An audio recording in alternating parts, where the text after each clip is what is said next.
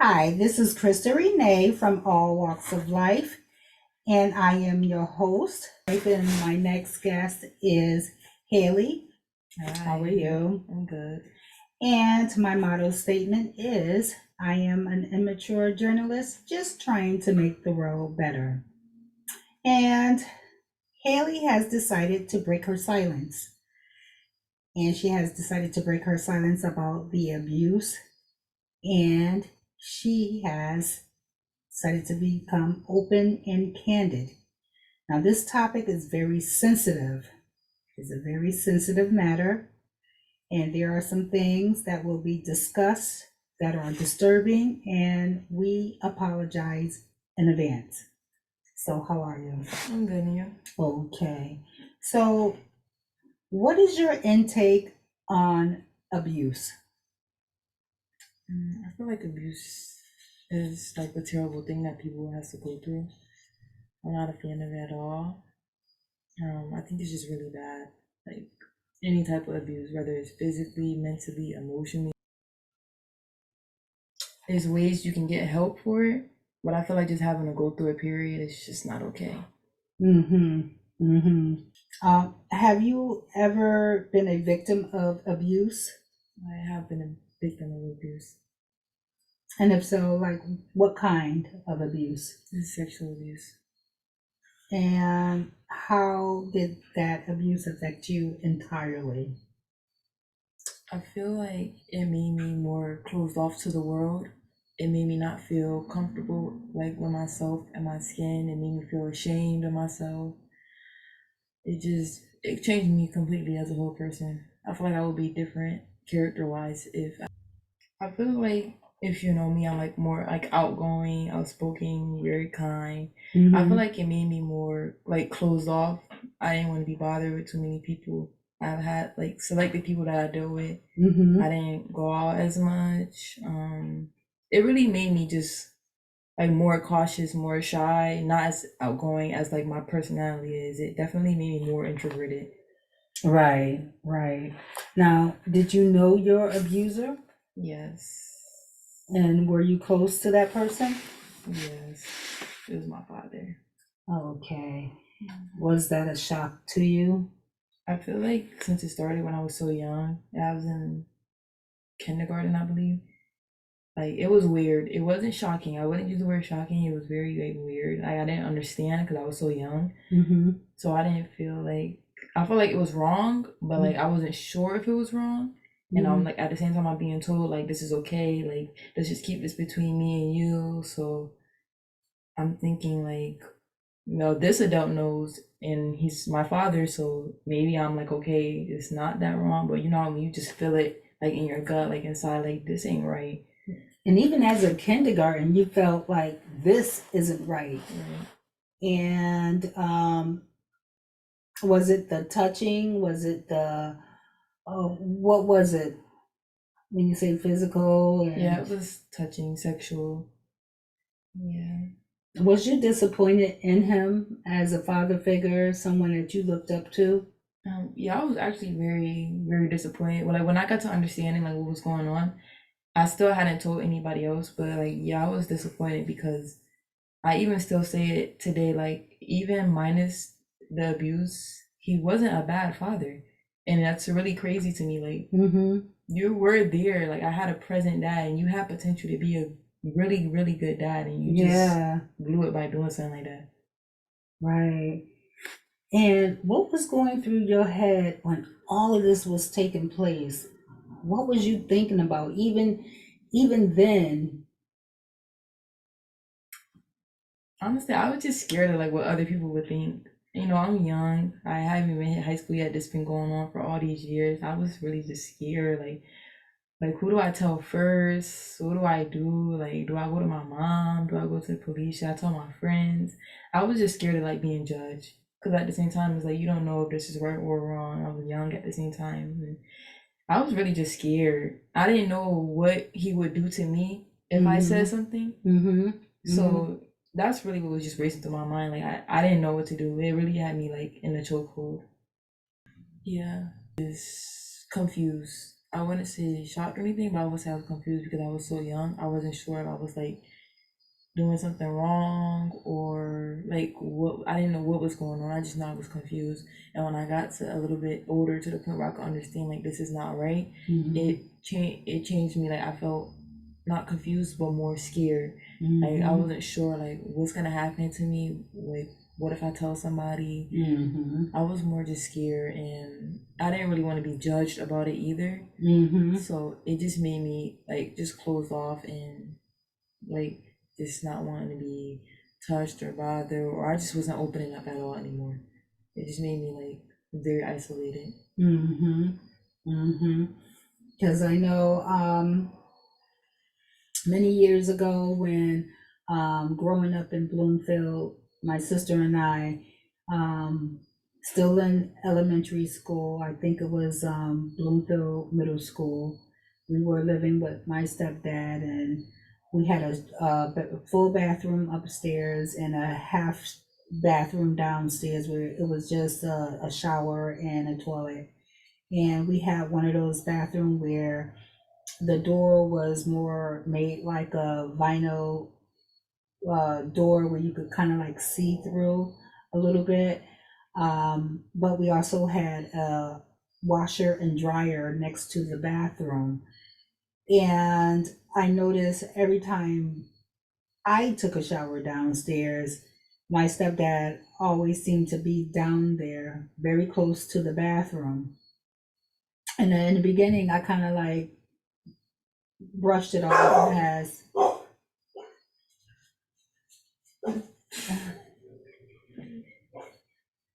in the beginning I kind of like brushed it off, like maybe he's just fixing the wash machine, or something, or what have you.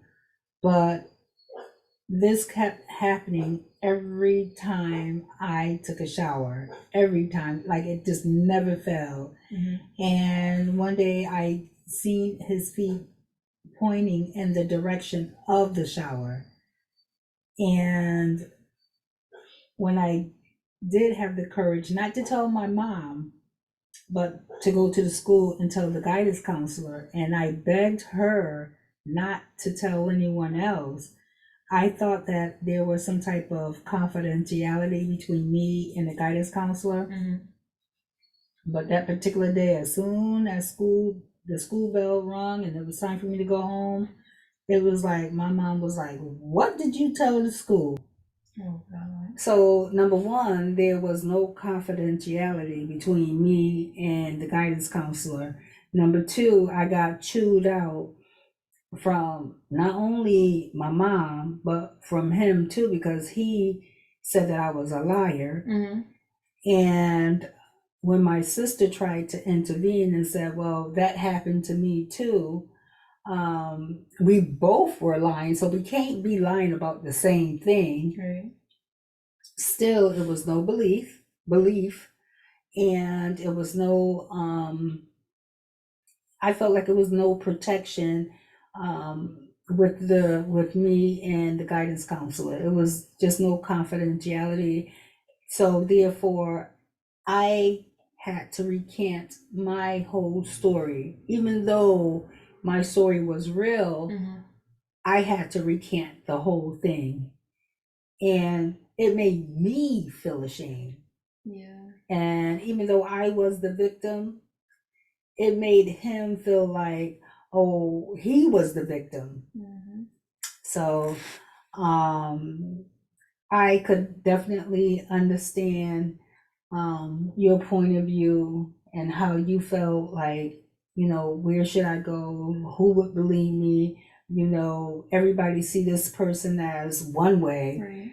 And who would believe me? I'm just a kid, and maybe his touching, he could say it was something else. Maybe he was getting me dressed, or maybe he was patting powder on me, or maybe he was adjusting my clothes, or it could have been anything that he could have said that could have twisted what you were feeling. Right.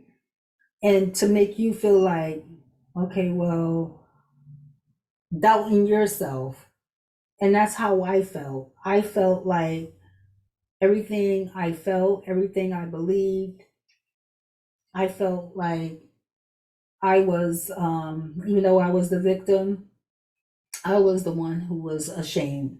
Right. So that's my story. But I understand completely of what. So I really understand how you feel when When it comes to like trusting people. yeah, when it comes to trusting people, It's so because hard, like to find yeah, out like who can I trust or who can I tell, especially in predicaments like that. It's really hard, and that's probably like the most overwhelming part is trying to figure out like who should I go to first. yeah, yeah, yeah, because it was really hard for me to even open up, even to say anything, and for her to just immediately, I mean, before the school bell, and I mean before school ended already, and so and for me to make me feel like I'm the victim. And when she did approach me, I didn't even want to talk to her then. I was already chewed out by everybody in the household. That's Yeah. okay. I don't even want to talk no more. So I could understand. Um, does the word stop means anything to an abuser?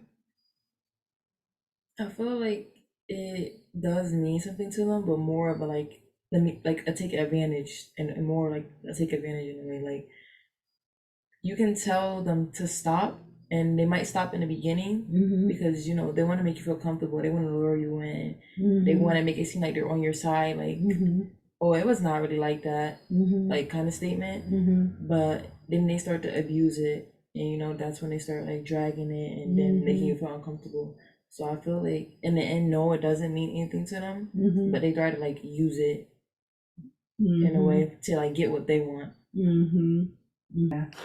Did you use the word stop in any of this? I used the word stop a few times. And it was just ignored. Yeah. Wow. Wow. Now, most victims, they make you feel like it was all like your fault. Did you feel that way? I never felt like it was my fault. I feel like I was too young to really understand what was going on. I don't feel like I was doing anything to really make it seem like this is my fault. I was just confused, like more like a why me, not really like oh my god I'm the reason this is happening to myself, but more like a why is this happening to me? Like I don't understand what like what is going on? What am I doing wrong? But I wouldn't really say like I was like throwing myself on to the abuser, you know, because that wasn't the case. I mean, he was my father, and I seen him as like a father figure, and I'm thinking like you know you see me as a daughter figure. So yeah, So your abuser was your dad. right. And that made it even tough to know you know, that was your dad, and how could your dad do this to Right, you? it made Like it very tough. like I a lost. betrayal Yeah, or it was. trust. I didn't only feel like betrayed by him. Like even when I did decide to come out with my story and you know let a family member know and like to speak up and just do something about it, I feel like I lost that side of the family, his family, and that was like it hurted more than me being abused. Like that really, really hurted my feelings. That had me depressed more than like even after like getting justice. Yeah. It's my feelings were still hurt. Like it's Yeah. not. It wasn't nothing to celebrate because they didn't. It's like they didn't support me or they didn't believe me or Wow. I personally didn't know what was going on through their head, but like just the way I was being treated, that's how it felt. And I was like really, really close with them. I practically lived with them, you know. And for them to just turn So you yeah, back. just switch up so fast like that. I really don't understand why. Where is your abuser now? He's in jail now. Is it because of what? Is it because you stood up for your rights? Yeah, it's because I stood up for my rights. I mean, it happened when I was about in kindergarten, and then about eighth grade, I ended up losing my mom due to a brain aneurysm. And then I never had a chance to tell her. I never had a chance to tell her. So after like processing all that, like the abuse and then my mom being gone, it was just like I literally have no parents at all.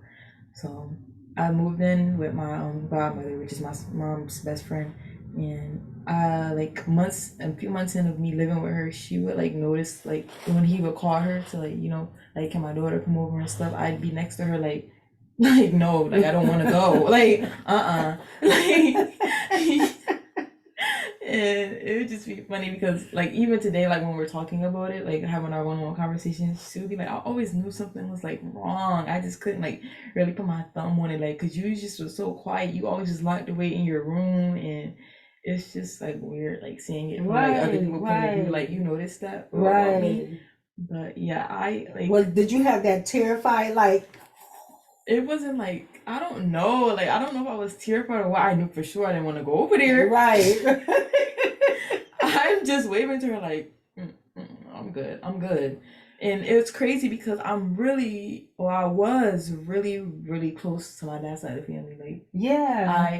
you never really seen me at my mom's because I was always over there. Like, Right, right. I loved them. Like, I'm surprised I didn't tell them first. Like, I had this scenario where he did, like, I went to his house one day, and he lived with his girlfriend at the time, and I'm sitting at the edge of the bed, I'm watching TV, and he called me downstairs, and I accidentally kicked the remote under the bed, but I didn't feel it, I didn't know, I was just trying to rush to get downstairs, like just the adrenaline, like what are you calling me for? Like, oh God, I don't want to do this right now. So yeah, we came back upstairs and he's asking me like where's the remote at? But at the same time I didn't put the channel on, you did. So I'm saying like you had the remote. Like yes it was next to me, but because you put the channel on, I accidentally kicked it, but you had actually had the remote. Mm. So he's like, oh, like you're lying and just getting like really, really upset because we didn't find the remote. So he literally just starts slapping me like in my face, like whacking me because I cannot find the remote. Or I'm lying. Not that I didn't find it, because it's not like he actually had me looking for the remote. Mm-hmm. It's just that he was trying to make it seem like I don't like I hid the remote or something. Mm-hmm. So he was getting angry and started putting his hands on me or whatever. And after like a few months later, or maybe a few weeks, I'm not sure, I went back and I told my cousin, this is on that side of the family still. I told her, and I'm like, yeah, he slapped me or whatever. And she like, for real? And she didn't really like, she had a love hate relationship. She didn't really she didn't talk to him too much either. Like, she was always on my side. So she was like, that's crazy. And I remember as kids, she used to like, when he used to like stop by, she used to be hiding me. But she never admitted to like knowing anything. Mm-hmm. But she was always like there for me. Mm-hmm. Like she knew something was wrong. So she would like be on my side. And, I loved that. I loved that a lot. Like, thank you. Like, I needed that. Like she knew like something was wrong, even though she didn't like. Is she still alive? Yeah. She's okay. Alive. Yeah, she's just my older cousin. Okay. And yeah, I would just have scenarios like that where I'd be wanting to like speak about it, but I didn't know how to say it. So I just be like hinting little stuff, like when I tell my godmother like on the side like I don't want to go, and she'd be asking me like why you don't want to go, and I'm not like really feeling it right now. I don't really want to go. But even after all that, as some time went by, I know she was going out to get some drinks, and I was in the car with her. I just came home from school. She was going to go meet with some coworkers, and we're driving, and I'm like, I gotta tell you something. I'm in the back seat. I'm not speaking or nothing. So she's like, "Were you okay?" And I was like, "I gotta tell you something, but I'm scared to tell you." And I just burst out in tears, and we had to come off the road, and we parked the car. And she's like, "What? Because you're scaring me. Like, what's wrong, or whatever." And I'm literally like freaking out. I'm shaking because I don't know how to explain this to her. Like, this is the like somebody I'm trusting you with this information. I didn't get to tell my mom. I'm still going through this. Like, how do I break this down to you and tell you like this is what I'm going through? So I just told her like what he was doing to me or whatever, and she was furious. Like as soon as I finished telling her the story, we flew to the police station. Like there wasn't no hesitant. There was nothing to think about. There was nothing to talk about. Like she comforted me for a minute, and then after that, we just went straight to like the police station, and I had to give him like all the information, and that's why he is in jail now. You're brave. You're strong to have gone through what you went through at such a young age and to carry all that weight. And I'm so glad that you didn't feel like it was your fault, because a lot of people who feel like it's their fault, like they're the problem, and because I turned this person in, this person's going to be so angry with me. Mm-hmm. They carry that guilt with them, and then they end up being more abusive to themselves. Yeah. They end up being cohabited on drugs or alcohol or taking their own lives, Yeah. you know. And thank God that you were so strong to say, you know what, I'm strong enough to say no, even though I'm going through this. But I'm even strong enough to finally open up to say, this is what's being done to me, or have been done to me, and I'm strong enough to speak about it. I'm strong enough now to even educate people, anyone, Yeah, and that's the thing anyone. though. Like, I just want people to like feel comfortable enough to like it's okay to like say something. And it's really weird because I feel like even today I have people feeling like comfortable enough to like tell me personal things, like even when I'm discussing. Like I've had people I'm not even close to tell me like about stuff like this, and it's just weird. Like they don't know nothing about me. So what is attracting you to me to like tell me something like this so personal? Hmm. Like we're going through the same thing and you don't even know it. Right, And and they that's don't know just that you went yeah. through it. And it's just crazy. And I feel like being like strong was like really hard because the only guilt that I kind of be feeling now is like I just feel like I shouldn't have had to been that strong, you know? I shouldn't have had to go through that.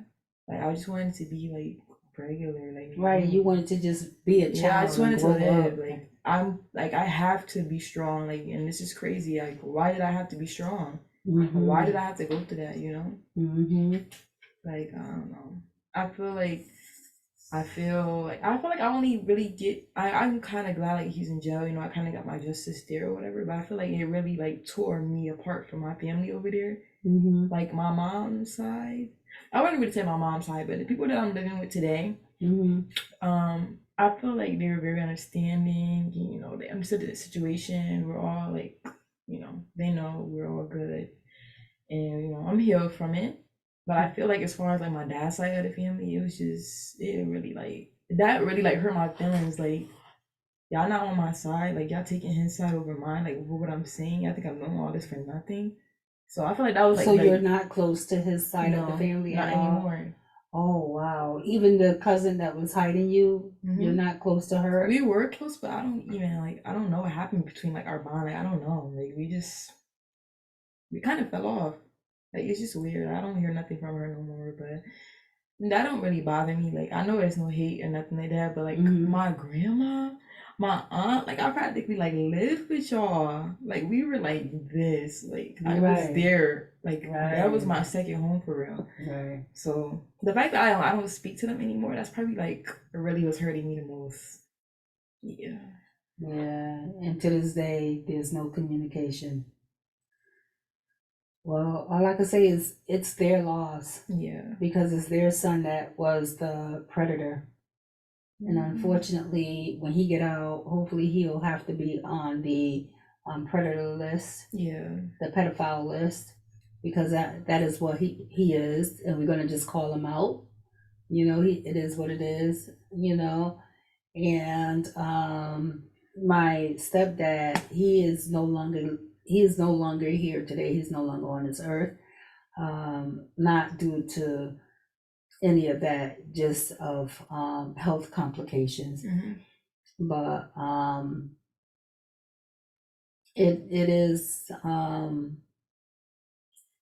it is awful because when you do want to talk about it, even me growing up and wanting to um, discuss like things that hurted me as a child, growing up, um, when your parents not believing you of when something like this happened,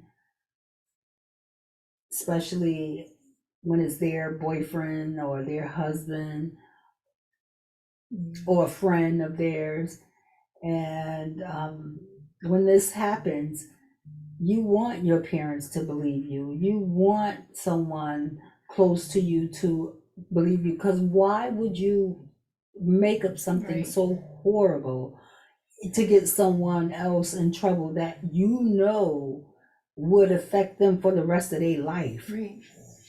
No one, I mean, unless you're just a crazy sociopath, normal people wouldn't just do that. You would really have to have something would really have to be wrong with you to just go around accusing people of doing something that is not true. Right. In this situation, you had something like this that happened to you, and unfortunately it was someone that you really really looked up to someone that you really really admired, and unfortunately it was your father.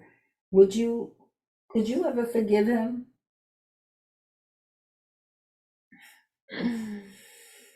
Forgive? I know you can't forget. No one can forget the trauma that they experienced. No one. But I can you ever feel like forgive? if I wasn't like as paranoid as I be, I could, but like I'd still be scared, you know? Like Right. I don't like I feel like are they gonna like tell me when he come home? Like I be walking a lot, like is he gonna do something to me? If I wasn't like paranoid, I probably could forgive him, but like mentally I'm just not there yet. Like I'm not really Yeah. like ready like to forgive him. Yeah. I feel like if my family would have been there for me like the way they was, maybe I could have forgave him. Yeah, because you would have had that network of Yeah. support. Yeah. Yeah. But it's like nothing there. So it's like, what is the point? What's the point? And it's sad when you don't have the people to support you, even his people, and they know. They do. I feel like they really, really do know. I was Are you the like, first one have are you his only child? well, at the time, yeah. Like I'm the only I was the only girl. I remember having siblings. If I was to see them on the street today, I wouldn't recognize them. I know I had a little girl, he had a baby, but I would have to be like maybe low in age. My little sister age, probably about 8, and he had another daughter. I had like 2 brothers, I believe. But if I was to see him today, like I really wouldn't be able to like recognize them or nothing. I don't know how to like contact them. I don't know. Like I would love to see my siblings. Right. I just don't have nobody to reach out to them and really like contact them. But I feel like the 2 little boys, I feel like they weren't really around as much as I was. I was like really close to like his mom, his sister. Like Right. he lived with them and I was there all the time. So Right. like I was the one that was more around more. So I feel like, it didn't happen to them. Right. I'm not sure, but I honestly don't think it did happen to them. I feel like I was the only one because I was the only girl and Mm-hmm. I'm the firstborn. Mm-hmm. So yeah.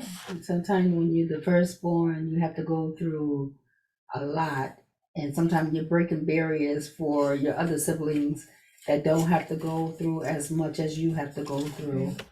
And unfortunately, Unfortunately, what's unfortunate is like I know I'm not the only one. Isn't that unfortunate? Like you're not the only one that's been I'm abused not. by him. Yes, and Wow. it's crazy because when I went to go to the court or whatever and go through all this stuff, it's like she was not on my side either. The lady at the court, the judge? No, the other victim. Like she was not on my side, and I'm not gonna put her out there or anything because Right. I don't know if she's telling her story yet. So that Right. would be wrong. I'm not that type of person. But yes, she was not on my like. She wasn't there like the way I needed her to be. Like we could have been in this together. We could have really. This could have been a faster process. Like I'm really sitting here dealing with this jail stuff and going through all this stuff. He's not even in jail yet. These people know what's going on, but I don't have this evidence, and I'm trying to get you to like come with me, like help me. I feel like it just would have been like a little bit more faster process if I really had like the support and the evidence that I needed. That I know they knew too, but they just weren't on my side. Like, and that's what was hurting me. It was like, forget the abuse. Right. My own blood is literally turning their back on me, and I'm thinking like maybe if I come up with this, we'll be closer, or we already were really close. So I'm But thinking that like, was not the case. yeah, that was really not the case. It was really like a different turn. It's like really a different turn. What a disappointment. What a disappointment. And to this day, they have no relationship with you at all. No relationship. No call, no Facebook. Because, sometimes people, it's easier for them to even text you than to even call you. And that's the easy way out for someone to even text you, to even say, hi. Yeah. After like I came out with it, which was 8th grade, like going into high school, like now I'm graduated high school. I did have like some of them reach out to me, but now I'm at this point in my life where like I'm kind of like still healing from it, and like I'm moving on and I'm okay. It's like I don't have anything to say. Yeah. Like I don't need you anymore. Like I'm not that little girl I once was. I'm a whole new person. It's a whole new time of day. Like I've changed completely. I don't need your comfort anymore. Right. I don't like, even if they were to call me now, I wouldn't answer because I don't know what to say. Right. Like, is it like because you see me doing better now? Now is the time to reach out. No, I needed you then. So there's no point in trying to come back in my life now. Wow. Yeah. Perseverance. And what would you say to him if you had the chance to even see him face to face? What would you say to him now? Well, would you have anything to say to him? I don't think it would be even appropriate to say. I'm just kidding. But it would be a lot of bleep, bleep, bleep, bleep. I don't know what I would say. Like, I feel like I feel like it still kind of got me paranoid. I feel like even after going through all this till this day, one of my, I feel like I have like this anxiety where like, I just get nervous even like walking around. Like, I get scared. Like, what would he do to me or say to me if he seen me? I don't have anything to say, but what would he say to me? I'm the reason this man is sitting in a jail cell. Like, is he angry? Does he know like what he did was wrong? So I feel like I wouldn't have anything to say to him, but I'm more paranoid, like to the other side, like what would he have to say to me if he just seen me on the street? What would his reaction be? So I feel like I wouldn't have anything to say. I'm more like avoiding it for him if I was to see him. Right. But if it was the other way around, I'd probably be like freaking out, like, oh my God. I would probably just turn the other way. I wouldn't want to say anything. And you would think that even his mom, is his mom living? Yeah, she's living. You would even think that she would comfort you and say, oh my God, this is something that I would never imagine my son. That's what I thought too, but I'm not like quoting on Greg or anything. I'm not angry or at anybody or anything like that. It's just I'm more hurt. I'm not mad. I'm like hurt, really hurt. Like to this day, I still get on my feelings about it, but not as much because I'm older now. So it's like it doesn't bother me as bad. But like yeah, it does still hurt because I had like a really, really strong bond with them, especially my grandmother. She was one of the people that raised me. So it is kind of weird, like how we don't talk. Right. Like all this going on because of what he did and the abuser. Like I couldn't believe it. Now, does that make you feel uncomfortable getting involved in a relationship with someone else because of that? In the beginning, yes, it did. Like I had a talk with my godmother who I live with today, and I'm telling her like I don't think I'll ever be able to get physical with anybody that I want to be in a relationship with. Like I don't want to be touched. Right. I don't know if it's because I felt like disgusting or like what it was, but I know then it wasn't like it wasn't a happy experience for me, Like people be excited to do stuff like that. Like I lost it in a different way. So it wasn't comfortable at all, and I really didn't want to go through that pain again. So like it took me a really, really long time to like really open up to somebody. And even before I like jumped into like relationships like that, after I did come out, because after I came out in about 8th grade going into high school, that's when I started dating. I did let them know like my story because I had already told somebody and I was already getting justice for it. So as time went on in the relationship, I would let them know like why I am the way I am. Like, this is why I act this way. Like, I'm not trying to be funny or run you away, but I'm this way because such and such happened. You know? And hopefully they Right. understand. Hopefully they understand. And if not, Yeah. then you know that's not the person for Right. you. So goodbye. And are you with the person now? Like the person that you've been with for a while? Are you with him? Is he understandable? Can he relate? Is he sympathetic? Yeah, he's sympathetic. I wouldn't say he could relate or anything. He ain't been through nothing like that, but very, very supportive. Like, Okay, great. taking his time. There's no rush to do anything, or there wasn't no rush to do anything, and I like that. Like, that was really good. Like, I felt really comfortable. Right. That's good. That's good. Well, I'm glad you were here to tell your story because people like him and others, they are pedophiles because you, like you said, you've been touched at what age?